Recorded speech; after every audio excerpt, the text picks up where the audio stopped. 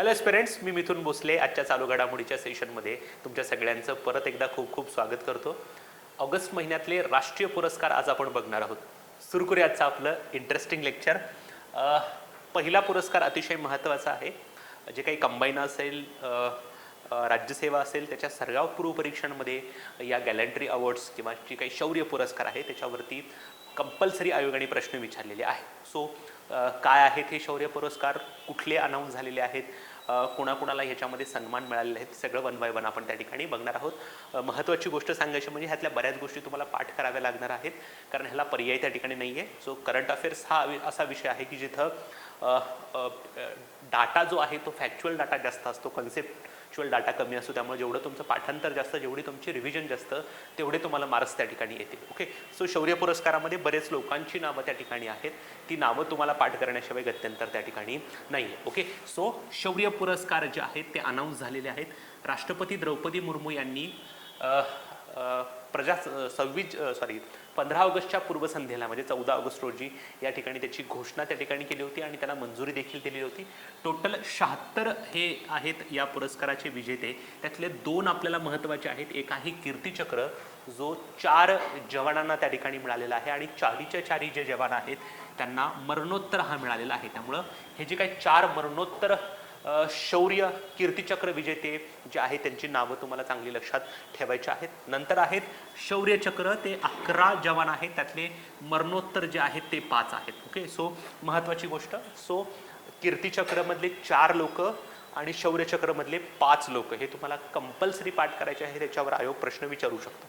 आता सर्वात पहिल्यांदा आपण कीर्तिचक्र विजेते जे काही जवान आहेत त्यांच्याबद्दल बघूयात, कारण हे सर्वच्या सर्व मरणोत्तर त्या ठिकाणी त्यांना पुरस्कार किंवा सन्मान मिळालेला आहे. पहिले आहेत दिलीप कुमार दास, दुसरे आहेत राजकुमार यादव, ओके, तिसरे आहेत बबलू राभा आणि चौथ्या आहेत शंभू रॉय. ओके, सो तुम्हाला सरनेम लक्षात ठेवायची गरज नाही आहे. पहिल्या दोन्ही नावामध्ये तुम्हाला काहीतरी कुमार असा शब्द दिसतोय. सो दिलीप कुमार आणि राजकुमार, नंतर बबलू राभा आणि शंभू रॉय. सो मी अंडरलाईन जे केलेले शब्द आहेत तेच जास्त महत्त्वाचे आहेत. सरनेम लक्षात ठेवण्याची जास्त काही आवश्यकता नाही. सो कीर्तिचक्रमध्ये ही 4 नावं तुम्हाला कंपल्सरी लक्षात ठेवायची आहेत. आणि शौर्यचक्रमध्ये ही जी काही 5 नावं आहेत, ही 5 नावं आपल्याला पाठ करावी लागणार आहेत किंवा लक्षात ठेवावी लागणार आहेत, कारण याच्यावरतीच आयोग प्रश्न विचारू शकतो. कारण हे जे काही 5 लोक आहेत त्यांना मरणोत्तर हा सन्मान मिळालेला आहे. त्यामुळं आयोगाचा जो काही भर आहे तो मॅक्सिमम भर जो असतो तो मरणोत्तर जे काही जवान आहेत त्यांच्यावर प्रश्न विचारण्याचा. ओके, सो आपण बघूयात कोण कोण आहेत. पहिले आहेत मेजर विकास भांबू, नंतर आहेत मेजर मुस्तफा बोहरा, नंतर आहेत विवेक सिंह तोमर, नंतर आहेत कुलभूषण मानता आणि नंतर आहेत सैफुल्ला कादरी. ओके, सो तुम्हाला ह्यातली काही महत्त्वाचे जे काही अंडरलाईन केलेले शब्द आहेत तेवढे चांगलं लक्षात ठेवा. रादर तुम्हाला अंडरलाईन केल्याच्या व्यतिरिक्त दुसरा कुठला शब्द त्या ठिकाणी लक्षात ठेवण्याला सोपा जात असेल तरी तो करायला काही अडचण नाही. मी इथं विकास बांबू त्या ठिकाणी केलेला आहे. इथं मुस्तफा बोहरा, मी मुस्तफाला अंडरलाईन केलेला आहे, तुम्ही बोहराला देखील करू शकता. पण जेव्हा अशी मोठी नावांची यादी असते त्यातले जे काही महत्त्वाचे शब्द जे तुम्हाला लक्षात राहू शकतात त्यांनाच अंडरलाईन करा आणि त्यालाच रिपीटेडली वाचा. सरनेम आयोग बदलण्याचं जास्त कष्ट घेणार नाही. तुम्हाला फक्त नावं त्या ठिकाणी देऊ शकतात. मुस्तफाचं सरनेम काहीतरी बदलून काहीतरी वेगळं देऊन तुम्हाला आयोग चुकवण्याचा प्रयत्न नक्कीच त्या ठिकाणी करणार नाही. हे 5 जे काही मरणोत्तर जवान आहेत ज्यांना शौर्यचक्र मिळालं ते आपल्याला चांगले पाठ करायचे आहेत आणि पाठीमागचे 4. ओके, सो 5 आणि 4 9 नावं तुम्हाला कंपल्सरी पाठ पाहिजे. 5 + 4 9 नावं पाठ पाहिजेत. ओके, नंतर मेजर विजय Verma, major Sachin Negi, major Rajendra Prasad Jat, major Ravindra Singh Rawat, Bhima Singh, Mukesh Kumar ही आणखीन काही नावं आहेत. परंतु परीक्षेला आपल्याला ही मरणोत्तर नावं जी आहेत ती जास्त लक्षात ठेवायची आहेत. ओके, सो शौर्य पुरस्कार 2 प्रकारचे असतात. ओके, एक आहे युद्धकाळातील शौर्य पुरस्कार आणि दुसरा आहे शांतता काळातील. युद्धकाळातील म्हणजे काय, जेव्हा ॲक्च्युअली युद्ध सुरू असतं तेव्हा जे काही अतुलनीय पराक्रम गाजवणारे जे काही जवान आहेत त्यांना पुरस्कार दिला जातो. त्या फॉर एक्झाम्पल 1961 युद्ध असेल, 65चं असेल, 62चं असेल, 65चं असेल, 71चं असेल, 1999चं कारगिल वॉर असेल. याच्यामध्ये जे काही अतुलनीय पराक्रम गाजवणारे जवान आहेत त्यांना हा जो दिला जातो त्याला युद्धकाळातील शौर्य पुरस्कार. आणि शांतता काळातील म्हणजे 2 देशादरम्यान कोणत्याही प्रकारचं युद्ध सुरू नसताना फक्त सीमेवरती काही दुभक्षक्रिया झाल्यामुळं काही जवान जर शहीद झालेले असतील किंवा त्यांनी अतुलनीय पराक्रम केला असेल तर त्यांना पुरस्कार दिला जातो. ओके, सो युद्ध काळातील जे काही पुरस्कार आहेत हे 3 आहेत. त्यातला आहे परमवीर चक्र, महावीर चक्र आणि वीर चक्र. सो जर तुम्ही लक्षात ठेवायला आलं, युद्ध काळातल्या सर्व जे काही पुरस्कार आहेत, सन्मान आहे, त्याच्यामध्ये वीर नाव आहे बघा. ओके, काय आहे? परमवीर चक्र, महावीर चक्र आणि वीर चक्र. ओके, सो युद्ध काळातील शौर्य पुरस्कारांमध्ये वीर शब्द कॉमन दिसतोय.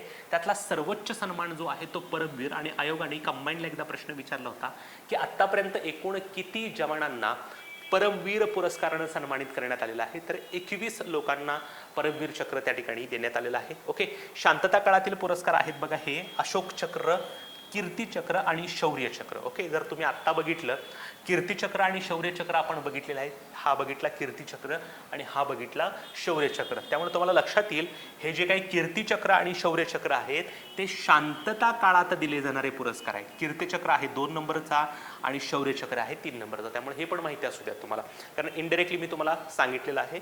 सो शांतता काळातील 2 कीर्ती चक्र आणि शौर्य पुरस्कार आता आपण अनाऊन्स झालेले त्या ठिकाणी बघितलेले आहेत. ओके, सो जे काही शौर्य पुरस्कार असतात ते 2 कॅटेगरीमध्ये असतात. एक असतात युद्ध काळातले आणि दुसरे असतात शांतता काळातले. युद्ध काळामध्ये 3 आहेत, परमवीर, महावीर आणि वीरचक्र. आणि तुमचे जे काही शांतता काळातले आहेत त्याच्यामध्ये अशोक चक्र, कीर्ती चक्र आणि शौर्य चक्र त्या ठिकाणी आहेत. परमवीर चक्र आतापर्यंतच्या 21 जवानांना त्या ठिकाणी देण्यात आलेला आहे. ओके, यस, पुढचा टॉपिक अतिशय महत्त्वाचा आहे, व्हेरी व्हेरी व्हेरी इम्पॉर्टंट, म्हणून तुमच्या नोट्समध्ये करून ठेवा, कारण याच्यावरती आयोग कंपल्सरी त्या ठिकाणी प्रश्न विचारतं.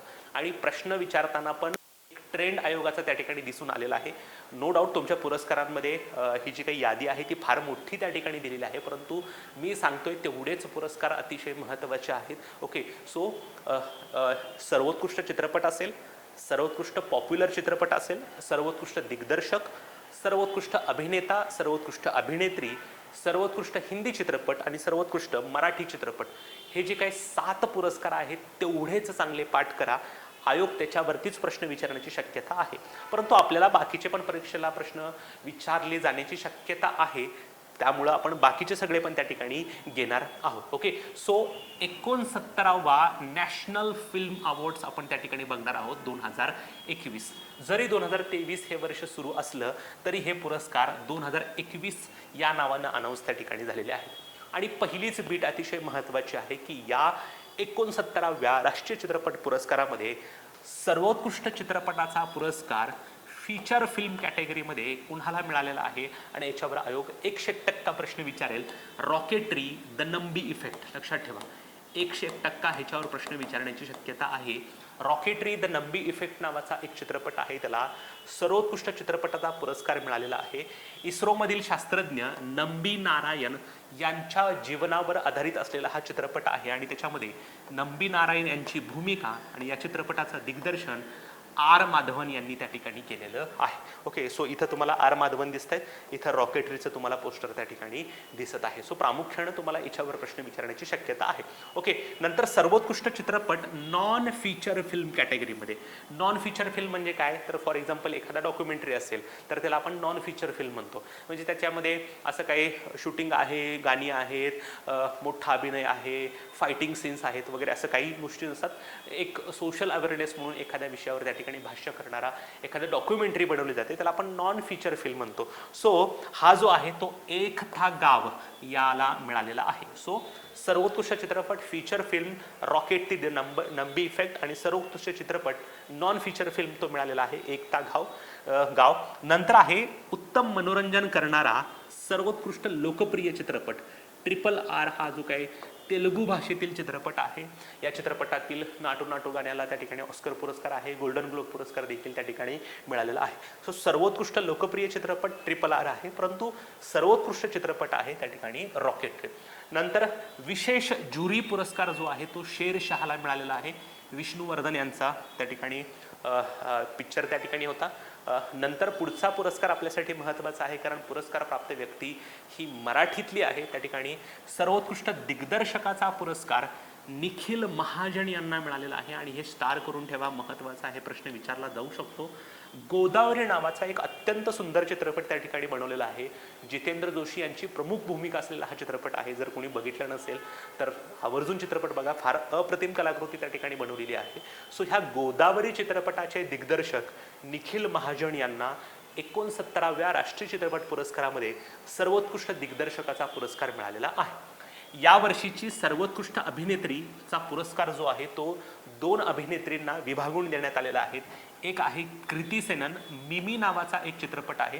बेसिकली सरोगसी हा जो काही मुद्दा आहे, जी दाम्पत्य नैसर्गिकरित्या आपल्या बाळांना जन्म जर देऊ शकत नसतील तर या दाम्पत्यांना सरोगसीचा पर्याय त्या ठिकाणी असतो. ह्या सरोगसीवर भाष्य करणारा हा एक सुंदर चित्रपट आहे. त्याच्यामध्ये कृती सेनन यांनी प्रमुख भूमिका केलेली आहे. मिमी नावाचा चित्रपट आहे. आणि आलिया भट ज्यांनी ज्या चित्रपटामध्ये भूमिका केली तो चित्रपट पण बऱ्याच वेळेला खूप गाजलेला आहे, तो म्हणजे गंगूबाई काठियावाडी. सो गंगूबाई काठियावाडी या चित्रपटातील भूमिकेसाठी आलिया भट, तर मिमी या चित्रपटातील भूमिकेसाठी कृती सेनन यांना या वर्षीचा सर्वोत्कृष्ट अभिनेत्रीचा पुरस्कार विभागून त्या ठिकाणी मिळालेला आहे. नंतर आहे सर्वोत्कृष्ट अभिनेता, ज्याच्या डायलॉगनं या वर्षीचं बॉलिवूड असेल, टॉलिवूड असेल किंवा भारतीय चित्रपटसृष्टी गाजवली, ते म्हणजे पुष्पा झुकेगा नहीं साला. तर त्या चित्रपटातला डायलॉग असलेला जो काय अभिनेता आहे तो म्हणजे अल्लू अर्जुन. या अल्लू अर्जुनला पुष्पा द राईज या चित्रपटासाठी त्या ठिकाणी काय मिळालेला आहे, सर्वोत्कृष्ट अभिनेत्याचा पुरस्कार मिळालेला आहे. नंतर सर्वोत्कृष्ट सहाय्यक अभिनेत्री पल्लवी जोशीला हा पुरस्कार मिळालेला आहे. द काश्मीर फाईल्स नावाचा एक पिक्चर मध्यंतरी आला होता, ह्याचा संदर्भ आपण नंतर पण आणखी एका पुरस्कारामध्ये घेणार आहोत. सो पल्लवी जोशी यांना सर्वोत्कृष्ट सपोर्टिंग ॲक्ट्रेसचा रोल पुरस्कार मिळालेला आहे. सर्वोत्कृष्ट सहाय्यक अभिनेता जो आहे ते माझे इंडिव्हिज्युअल फेवरेट आहेत पंकज त्रिपाठी. मिमी या चित्रपटातील भूमिकेसाठी पंकज त्रिपाठी तुम्हाला व्हिडिओ म्हणजे तुमच्या फोटोमधून बघून तुम्हाला लक्षात आले असतील. ओके, सो मिमीला 2 पुरस्कार मिळालेले आहेत. सर्वोत्कृष्ट अभिनेत्रीचा, सर्वोत्कृष्ट सहाय्यक अभिनेत्याचा पुरस्कार त्या ठिकाणी मिळालेला आहे. ओके, नंतर सर्वोत्कृष्ट संगीत दिग्दर्शक गाण्याचा पुरस्कार देवी प्रसाद यांना. सर्वोत्कृष्ट संगीत दिग्दर्शक पार्श्वसंगीतचा MM किरवानी. RRR मधली बरीच गाणी त्या ठिकाणी संगीतबद्ध त्या ठिकाणी केलेली आहेत. सर्वोत्कृष्ट पार्श्वगायिका म्हणजे female playback singer Shreya Ghoshal यांना हा पुरस्कार मिळालेला आहे. आणि सर्वोत्कृष्ट पार्श्वगायक कालभैरव, याच कालभैरव यांनी नाटू नाटू गाणं देखील त्या ठिकाणी म्हटलेलं आहे. ओके, सो हे एवढे पुरस्कार आपल्यासाठी जास्त महत्त्वाचे नाही आहेत. ओके, नंतर आहे सर्वोत्कृष्ट बालकलाकार. याच्यावरती देखील आयोगाने प्रश्न विचारलेला आहे. भाविन रबारी नावाचा एक बालकलाकार आहे, त्याला हा पुरस्कार मिळालेला आहे. छल्लो शो नावाचा एक गुजराती चित्रपट होता, लास्ट फिल्म शो या नावानं हा चित्रपट ऑस्करला देखील त्या ठिकाणी गेलेला होता. ओके, नंतर याच्यावरती आयोग प्रश्न विचारू शकतं की हा जो काही 69वा राष्ट्रीय चित्रपट पुरस्कार जाहीर करण्यात आले त्याच्यामध्ये सर्वोत्कृष्ट मराठी चित्रपटाचा पुरस्कार कोणाला मिळाला, तर एकदा काय झालं या चित्रपटाला मिळालेला आहे. सलील कुलकर्णी यांनी याचं दिग्दर्शन त्या ठिकाणी केलेलं आहे. सो आयोग याच्यावर देखील प्रश्न विचारू शकतं. नंतर सर्वोत्कृष्ट हिंदी चित्रपटाचा पुरस्कार जो आहे तो सरदार उधम या चित्रपटासाठी मिळालेला आहे. सुजित सरकार यांनी त्याचं डिरेक्शन केलेलं होतं. ओके, सो उधम सिंग यांनी जे काही मायकल ओडवायरला मारलेला जो काही घटना आहे त्याच्यावर आधारित हा चित्रपट त्या ठिकाणी आहे. सर्वोत्कृष्ट सिनेमॅटोग्राफी सरदार उधमला त्या ठिकाणी हा पुरस्कार मिळालेला आहे. ओके, नंतर आहे सर्वोत्कृष्ट पटकथा. ओके, स्टोरी लेखक संजय लीला भन्साळी आणि उत्कर्षिणी वशिष्ठ गंगूबाई काठियावाडीसाठी सर्वोत्कृष्ट पटकथा. डायलॉग्स जे आहेत ते उत्कर्षिणी वशिष्ठ गंगूबाई काठियावाडीसाठी. सर्वोत्कृष्ट स्पेशल इफेक्ट्स जे आहेत ते आहेत व्ही श्रीनिवास मोहन. RRR चित्रपटातील बरेच सीन्स जे आहेत त्याच्यासाठी व्हिज्युअल इफेक्ट किंवा स्पेशल इफेक्ट्स त्या ठिकाणी वापरलेले होते. ओके, नंतर आहे नृत्य दिग्दर्शक म्हणजे कोरिओग्राफी प्रेमरक्षित RRR साठी.